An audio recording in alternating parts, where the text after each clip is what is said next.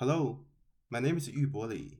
I'm currently a master student in electrical and computer engineer. This is my presentation for the pattern recognition class project. My topic is to apply the multiple machine learning algorithm to build an auto system to help people identify the potential risk of getting spam email. In this project, lots of types of machine learning algorithm has been implemented to help me better understand the problem and solutions. From the final result we have got, the neural network algorithm has a best performance of accuracy, but some tree-based methods such as XGBoost and LightGBM can closely perform as same as the neural network-based method. We will talk about the details through the later slides. For this presentation, we will firstly describe the problem I solved and what dataset and pre-processing steps are implemented before training the model. And I will demonstrate the components of different tools we have used for building the model and generate the output. Then we will dedicate to the detail of each implementation of the model and analyze the result we got from the model to make a comparison of all the methods.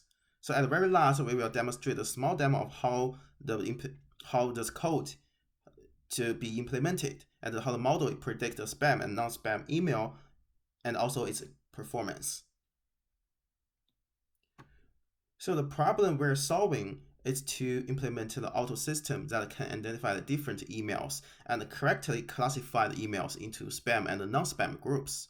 To achieve the goal, the dataset I collected are more than 5,000 of emails that consist of both spam and non-spam emails in a text format.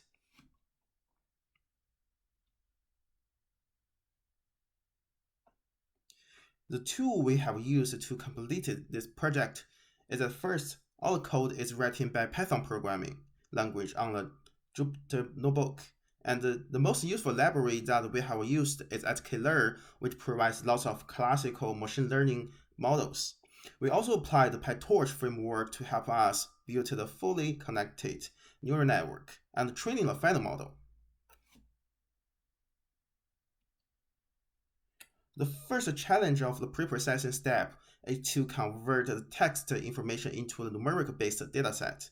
What we did is first we get rid of all the punctuations, since none of them means anything in a sentence, and take out all the stop words. What I mean by the stop words here is the word that do not affect the classification result, such as a word, like oh, well, I.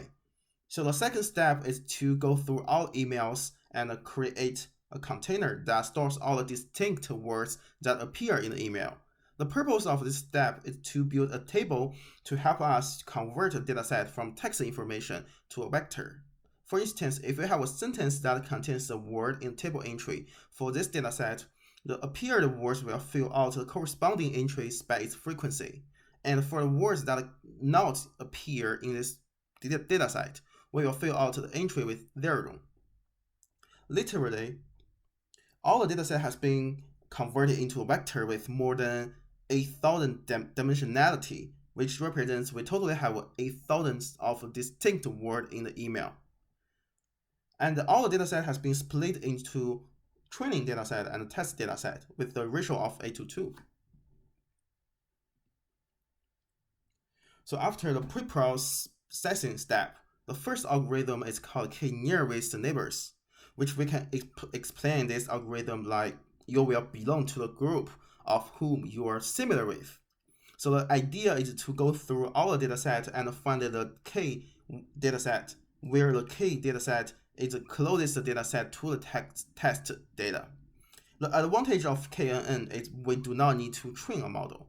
All we need is to have enough dataset that can represent the distribution of both classes. In the testing phase, to find the best k number, we iterate the k value from 1 to 10, but the result does not change significantly. With the increase in k, the time that is spent to generate the result is also increasing a lot. In terms of kn performance, we will keep the 2 as the best parameter of the model. From the confusion matrix, we can tell the model can identify most of the non-spam emails, but it performed badly on the spam email. One important reason that this is because the original dataset distribution of two classes is not balanced. The spam dataset occupied most of the training dataset. So we will need to find another algorithm that can mitigate the influence of the imbalanced dataset. So continuously, we implemented a logistic regression algorithm to deal with the imbalanced dataset by setting up the threshold around 0.5, which means how strict the class can be regarded as a positive, which is a spam email.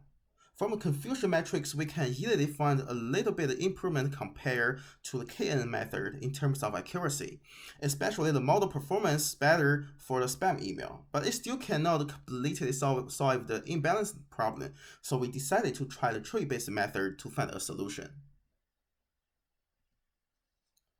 As we said, the tree-based method we implemented is started from a decision tree and a random forest. To find the best parameter to deal with overfitting and imbalanced dataset problem, we create a grid search matrix and iterate all the possible combinations to find the best combination of the parameters.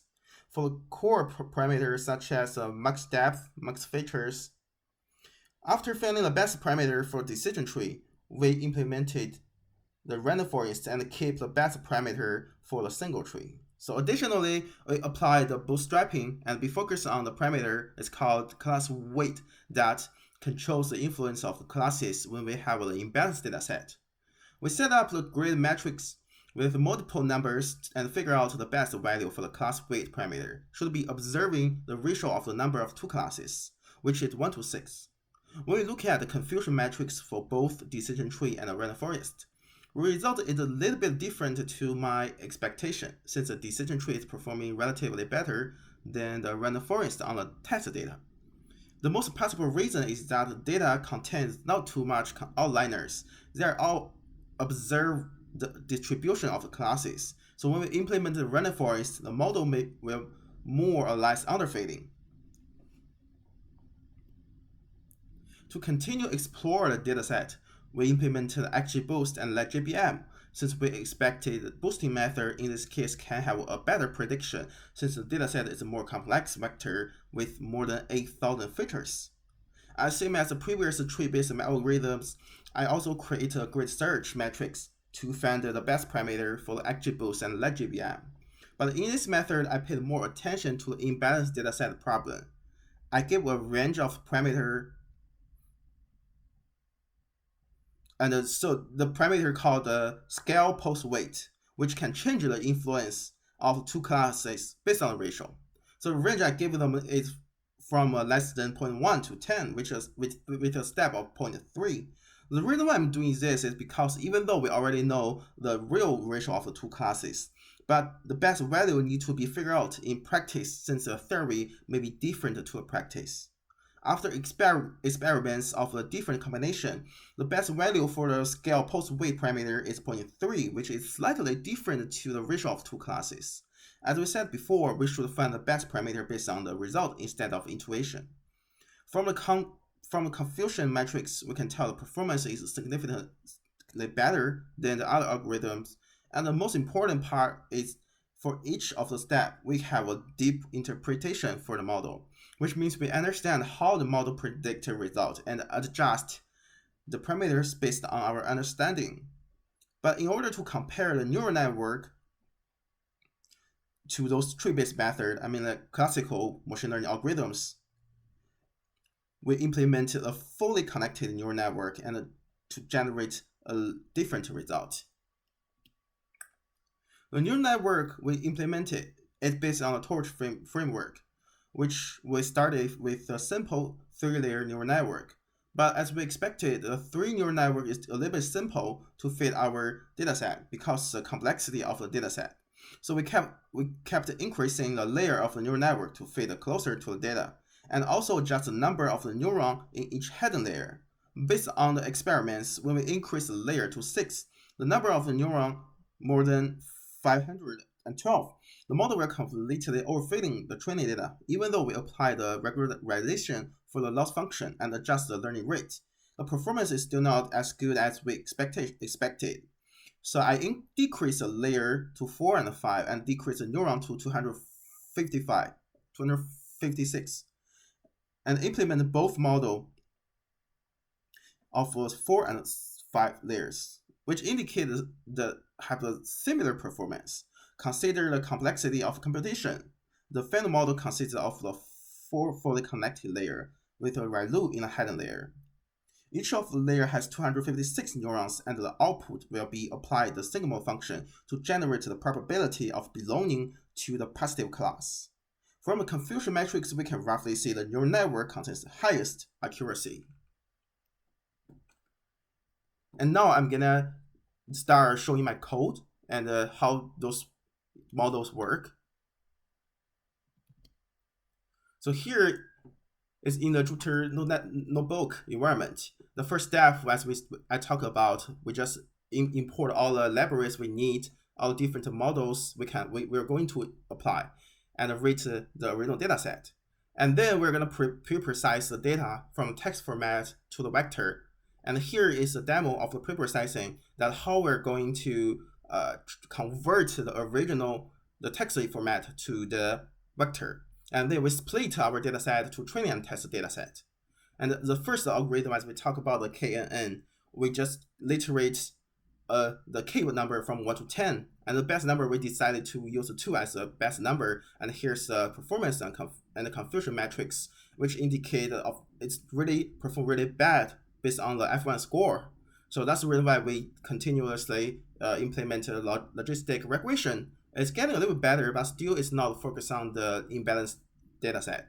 So then we decided to use a decision tree, and we create a grid matrix to do a grid search to find the combination of the parameters and implement the final model of the decision tree, which is surprisingly perform better than the random forest, as we already talked about, because the random forest it's going to avoid, it focuses on like avoid, in order to avoid like overfitting, but the performance is, the final model is a little bit underfitting to the prediction.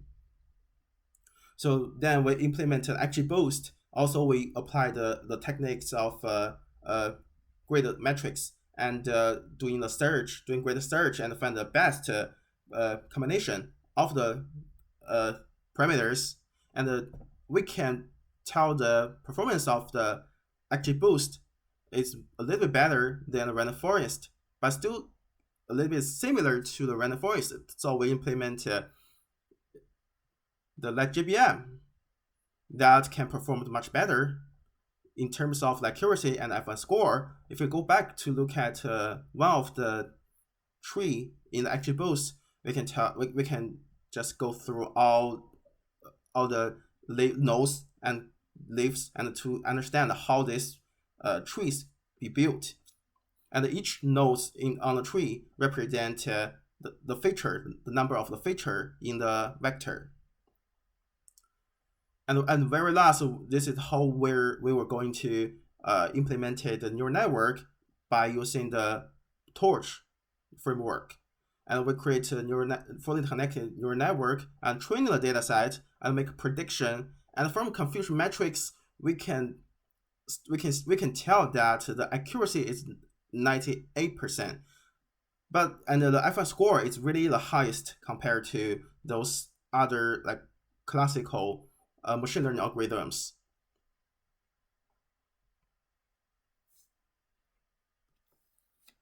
And when we look at the table I created to compare all algorithms that works on the spam email dataset, if you only look at the accuracy of the model, all the model can achieve more than 90% accuracy or more or less. That's the reason I also compute the recall and the precision to generate the F1 score to comprehensively analyze the model performance. From the table, the best model of traditional algorithm is LegGBM, which almost has the same F1 score to the neural network.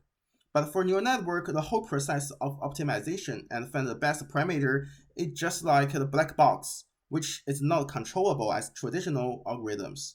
So in this case, I conclude that it's a trade-off between the interpretation and prediction. If I'm trying to do some research of understanding how the spam email can be identified and analyze the dataset to generate a report, the classical machine learning algorithm is definitely my first choice, especially the XGBoost and XGBoost algorithms. But if I'm going to develop an application for industrial use, I would recommend the neural network based algorithm as a first choice. So from this project, I have learned tons of the different knowledge of the pattern recognition and the machine learning algorithms, and which area, let's say which area I need to apply the different machine learning algorithm and how to tone those parameters to achieve the best goal.